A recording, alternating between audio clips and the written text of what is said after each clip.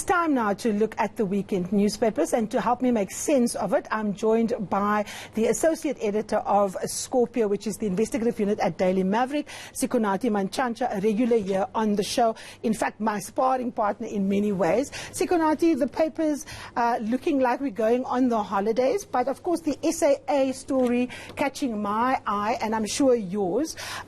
This rescue plan is in limbo, a Pyrrhic victory for NUMSA, and no real conclusion. I mean, people are now talking that there's the possibility of a super African airline, a merger with Ethiopian Airlines. Is that pie in the sky?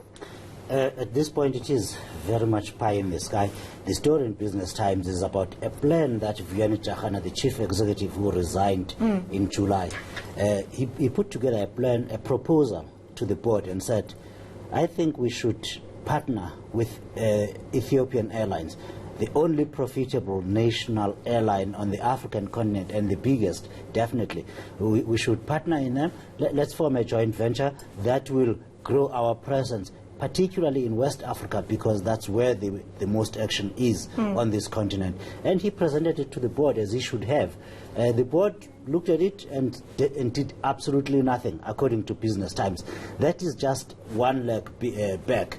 The point in time now is the viability of South African Airways, the 2 billion rand bailout that SAA is waiting for, and of course you spoke about the strike where NUMSA claimed victory when it actually lost everything that it wanted for. As it stands now, the government has not made a decision whether or not to dole out more money to South African But Airways. Effectively, Sikonathi, and I mean, we don't have much time, this is a company that's trading recklessly, isn't it? I mean, it's been trading recklessly for the past 5 years. It's been bankrupt. It's been insolvent. Today, its assets, its liabilities exceed its assets by 17.8 billion rand. My understanding is this matters with the president. Do you think he is going to allow the sell-off, considering the kind of backlash that he might get from organized labor? Cyril Ramaphosa has been good at doing nothing. In fact, he's making no decisions. Absolutely, South African Airways will die or fall between Pravin Gordhan and Tito Mboweni.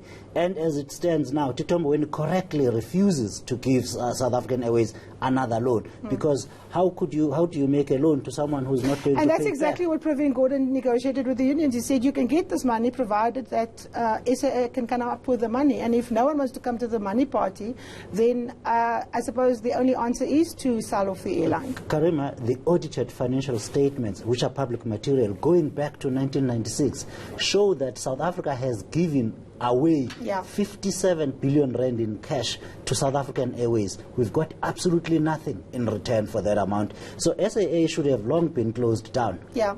Okay, let's go to the Mail and Guardian. They are actually the first of the weekend papers. They've got the money grabber, which of course goes to the heart of the shenanigans in the intelligence service. This grabber is a listening device that apparently can only be operated by one person, and the company now wants its money, and SAA is saying, or rather SSA is saying, there's no paperwork, we're not going to give you your money. But in the world of spies, when they acquire these things, there isn't supposed to be paperwork. What's going on there? Well, there is supposed to be some paperwork. You buy a machine, you enter into a contract with it. Yes, that should remain a secret document. What's happening here is that the spy agency bought about in 2015 a machine. This warmonger, they call it a warmonger, that only the person who built it can operate. What a stupid thing to do. It's almost like you said the last time where we gave the plans for our Casper to Chad. We didn't even ask him to pay to Saudi Arabia to pay for it. Sikonathi, we're introducing a new feature into our program, and I'm really glad you're here, because you and I don't always agree on everything. We've got the temperature thermometer out, taking the temperature in the country. Now, 2009 has been, or rather 2019 has been a very, very tough year. So if we, this is my temperature check, tell me whether you disagree. I'm saying the economy is still in the doldrums, so I've got a big red there going for it. Gender-based violence, I'm saying it's doing fine insofar as the money that has been committed, but we've seen the death toll rising. And of course, Black Friday, I think, wasn't as big as the retailers thought they were. Do you agree with my temperature check of South Africa? I think that's the biggest understatement we have ever made, to say the economy is still in the doldrums. We are really in big trouble.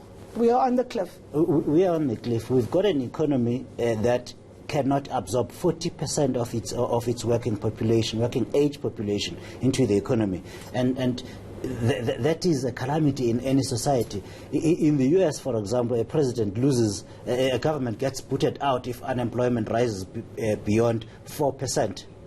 We're talking 40% in South Africa. Black Friday, of course, there was never going to be a huge sales event when people have no money. Yeah. So I agree fully with that. I can't claim to know much about the society beyond the economy. But the statistics we have been seeing, the news we read, we are subjected to daily and weekly in this country about gender-based violence. Something needs to be done, and unfortunately, everybody seems to be getting away with it. Something needs to be done. A lot of people I agree with you, Sikonathi. We've run out of time. Thank you so very much. This is, of course, us taking the temperature here on The Fix. Thank you so very much for watching. We'll see you again next Sunday.